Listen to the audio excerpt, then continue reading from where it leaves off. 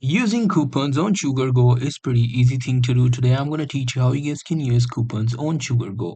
Well, the process is pretty simple. So for that, as you guys can see, I'm at the Sugargoo's website. Now here, you simply have to make sure to log into your account. Now, after logging into your account, you simply have to select any of the product that you want to buy and add that product into your cart. And then you simply have to, take this product to the end section where you are just one click away to place the order. So after doing all of these things, what you have to do is you simply have to click on your profile. Now, after clicking on your profile, you will see this your profile section. Here you have to scroll down until you see this my coupons section. Now here you have to tap on that. Now there you go. These were all the coupons that I can use. Now suppose I want to use this one, so you just have to click on use and it will automatically take you to your orders which you have not placed.